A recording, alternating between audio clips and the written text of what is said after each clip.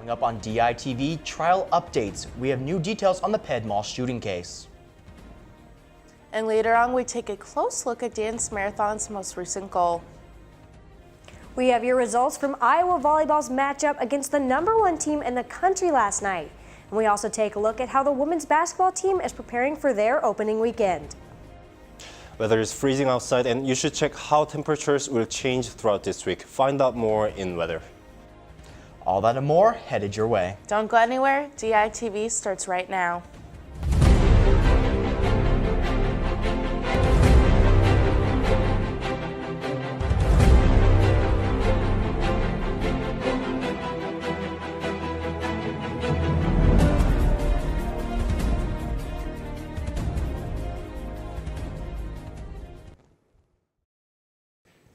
Good morning and thank you for tuning in. I'm Christopher Cervantes. And I'm Cindy Zatz. A new trial date is set for 23-year-old Lamar Wilson, the man accused of the pedestrian mall shooting in August. Wilson's trial was originally set to begin November 27th. However, after a court hearing yesterday morning, Wilson and his lawyers are requesting to begin the week of January 22nd.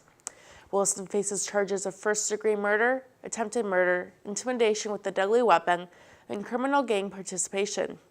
Due to the high publicity of this case, the trial will take place in Polk County, Iowa.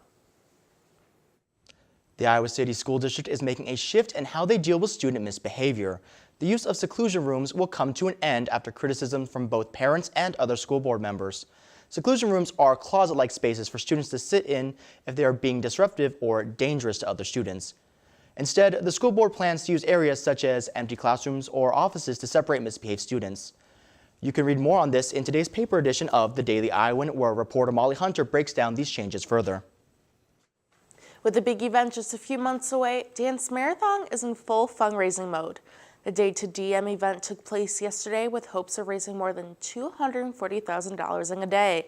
Reporter Mackenzie Cooper has a story.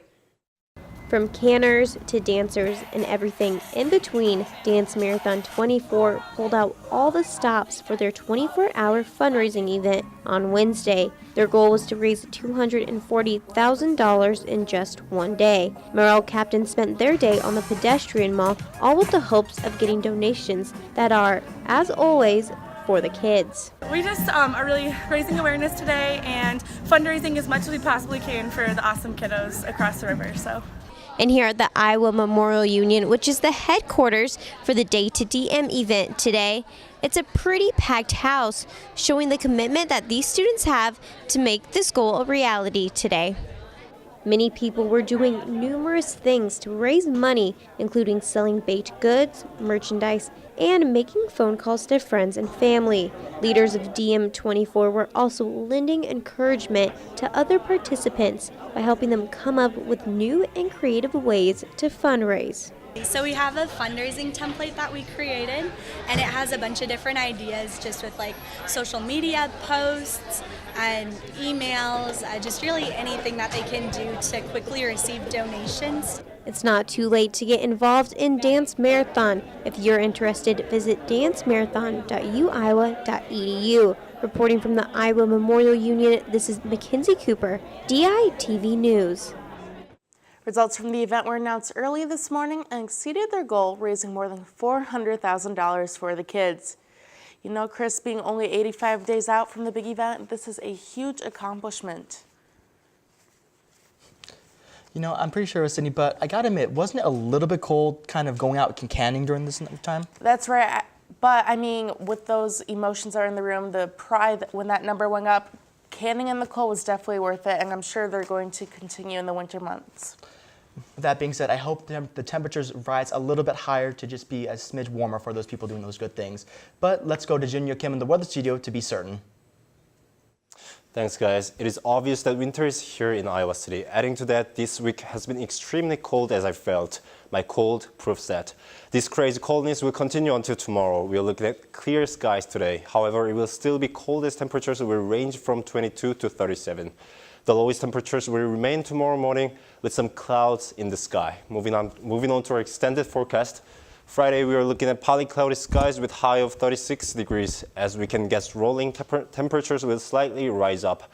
Highest temperatures on Saturday will reach 40 degrees and the lowest is 35 degrees. We're expecting early rain showers on Sunday and sunshine later with temperatures reaching from 30 to 41. Moving on to weekdays, temperatures will rise a little bit more. We're looking at partly cloudy skies on Monday with temperatures reaching high of 46 and low of 32 degrees. Temperature will peak on Tuesday with high of 51 and low of 38 under cloudy skies. We're seeing big difference between actual temperatures and how your body feels. So check out not only actual temps, but also how the body feels with your weather app. And don't get a cold like I did. That's your weather for the week. Chris and Sydney, back to you.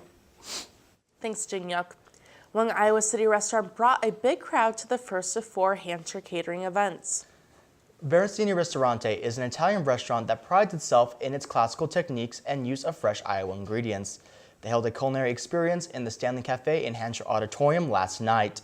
The dinner sold out, so don't forget to pick up your tickets in advance for the next 3 dinners, all held at Hampshire, including the Northside Bistro, Orchid Green Restaurant, and Lounge at the Trumpet Blossom Cafe. You know, Cindy, I would like to go to one of those dinners, but I don't know how people are going to have time to buy these tickets with such a packed weekend full of Hawkeye sports. That's right, Chris. I hear Carver Hawkeye Arena, they are going to be packed all weekend. They have a lot of events going on. Let's toss over to Lucy in the sports studio to see what's going on. Lucy? Thanks, guys. Yeah, it's an incredibly busy weekend with women's basketball, men's basketball, and volleyball all at home this weekend. But before we move on to this weekend, Iowa volleyball took on Penn State last night, who currently holds the #1 ranking in the country. Taylor Van Fleet is standing by in Carver Hawkeye Arena to tell us more. Taylor? Thanks, guys. Yeah, the Hawkeyes faced #1 ranked Penn State here inside Carver last night, and the Nittany Lions proved why they are the best team in the country. The match only went 3 sets as Penn State got off to a hot start and never cooled off. They dominated the first set by a score of 25-10, and the Hawks were able to get a little something going in the second set, but it was not enough as they fell in that one 25-17. And in the third and final set, things weren't a whole lot different. Penn State had all the momentum from the first serve, and they took that set easily by a score of 25-10. Tonight, our team did not give great effort, and when you play the #1 team, if you don't give your best effort, you're going to get beat. I think this is one of those matches that we just have to forget and move on and know that it's never going to happen again, and try to figure out why it happened and know that we have to give more on our side of the net. We cannot take a night off in the Big Ten, and you can't take a night off when you're playing the best team in the country. And so probably a tough lesson learned for our program and our young ladies in a lot of ways, but we just don't have much time to lick our wounds. We really got to turn it back around and compete hard on Saturday. Coach Szymanski and the team really emphasized how much they just need to shake this off and prepare for Ohio State on Saturday and get the much-needed win. Guys, back to you in the studio. Thanks, Taylor. The game against Ohio State is also senior night for the volleyball team and will be their last home game of the season. So this is an extremely important game, and getting the men win would mean a lot coming off that really tough loss to Penn State. But moving to wrestling, the Iowa wrestling team will start their season this Saturday at Luther College for the Luther Open. But before they head up to Decorah, head coach Tom Brands held a press conference to address a bigger issue in wrestling, a change of culture in the program. No, I'm not worried about what's going on out there. I'm not worried about it. And it's like, you don't really care. One thing about Brands, he doesn't care what people think about him. Well, you know what? I do care what people think about me now, because they're using it against us. You know, we don't have any funds. We're robots. Hey, we're having a blast, man. We're having a blast. I mean, I'm here. I'm having a blast. It's not like I'm just here in a grind and going to work every day. No, it's fun. Like, we're having fun here, and I made the best decision that I could have ever made in my life, like going to Iowa. I mean, who wouldn't want to come here? You got Tom, Terry, Morningstar. You got the Hawkeye Wrestling Club. We got everyone. Perry's here. We got Spencer Lee, the true freshman. All the people coming in. I mean, we got a lot of people, camaraderie. That's just it's a family here. I feel like the guys on the team really are just a good group of guys. I mean, that's one thing that really brought me here. Everyone says that they're robots, they have no fun, that kind of, that was kind of what I was hearing in my recruiting process. And from what I've, since I've been here, it's nothing like that. This is a family, and everyone here treats each other like family. So I know like coming here I was going to get better, and I'm enjoying it and I'm having a blast. I love wrestling here, so it's awesome. I wouldn't want to be anywhere else. Hopefully some of that freshman support can give the Hawks a head start on the recruiting trail. The women's basketball team kicks off their season tomorrow as well, and it will not be an easy season opener as their first opponent made it to the NCAA Sweet 16 last year. Delaney Parker has more. The Iowa women's basketball team will open up their 2017 season this weekend right here at Carver Hawkeye Arena with the Hawkeye Challenge. I think it's going to be important. They're obviously going to be the best team we've faced so far, and I think it's just going to be important to stay true to our values and stay true to playing ourselves. They like to go at a super fast pace, and sometimes we get caught up in that pace, and then we get going too fast. But when we dial it back and play our game the way that we know how to play it, it works to our advantage for sure. I always like to have a tough schedule at the beginning to prepare us for the Big Ten season, so we're really excited to test ourselves and hopefully get a few W's. Just focus for a whole 40 minutes. I mean, obviously we don't have the numbers, we don't have the bodies. We just have to be focused, we have to be gritty, we have to be willing to do whatever it takes to go out there and get a W. Obviously, they're a really good team, made it to the Sweet 16 last year, so we just have to be willing to do whatever Coach Bluter tells us to do and just go out there and fight till the end. Iowa will host former Sweet 16 Quinnipiac on Friday at 5 p.m. before playing the winner of ranked 16 Missouri and Western Kentucky. Reporting for Carver Hawkeye Arena, this is Delaney Parker, Daily Iowan TV Sports. The Hawks will tip off tomorrow at 5 p.m. inside of Carver Hawkeye Arena.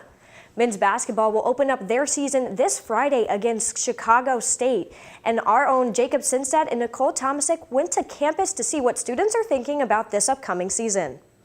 Well, Nicole, it is chilly here on Iowa's campus. I broke out my coat. I usually don't do that till later November, but it's going to be nice and toasty inside Carver Hawkeye Arena when the Hawkeyes kick off their season later this week. Yeah, Jacob, I know I'm super excited for the Hawkeyes to start their season, so let's see what other Hawkeye fans think of what success Iowa will bring this season.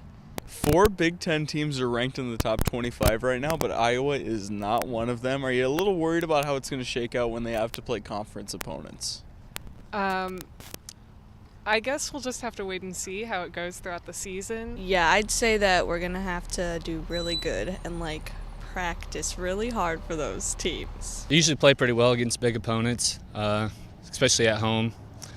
Should just look for the depth and hopefully power through. How do you think the Hawks will do Friday come their game? I'm sure they'll beat Chicago State. I mean, Chicago State's a really tiny school. I'm pretty sure Iowa can take care of them. As long as they come out thinking they can win, I think they can win. Yeah, of course. Nicholas Bear, he hurt his pinky. He's out 3 to 4 weeks. He was shooting 40% from three-point range. How do you think the Hawks? What do you think they're going to have to do to overcome this at the beginning of the season? I'll have to look towards the bench. Some of the younger players step in. I suppose it would affect their initial gameplay negatively, but I understand that he'll still be practicing with the team, and the team dynamics still ought to be there, so the team should still be strong. Well, Jacob, the Hawkeye fans seem pretty hopeful for the upcoming basketball season. That's right, Nicole. There's quite a buzz here on campus, and I can't blame them. The season's starting very soon. Reporting from the Pennacrest, I'm Jacob Senstead. And I'm Nicole Tomasic, Daily Iowan TV Sports. The men's game will tip off following the women's game on Friday against Chicago State, and the team will close out their weekend Sunday against Alabama State. Make sure to tune in tomorrow where Mary-Kate Herrion and Zach Mackey will break down Iowa football's matchup with number 6 Wisconsin this weekend. And tune into the Facebook page today when Mary-Kate will give us updates from Iowa basketball's Media Day. Guys, back to you. Thanks, Lucy. All right, everyone, that brings us Thursday morning broadcast to an end. Be sure to head over to dailyiowan.com for all your latest updates between Monday and Friday. And of course, if you have some time in between all those games at Carver this weekend, don't forget to pick up a paper copy of today's Daily Iowan on stands now. For DITV, I'm Sydney Zatz. And I'm Christopher Cervantes. Have a great rest of your day, Iowa City, and we'll see you back here tomorrow morning. Thanks for watching.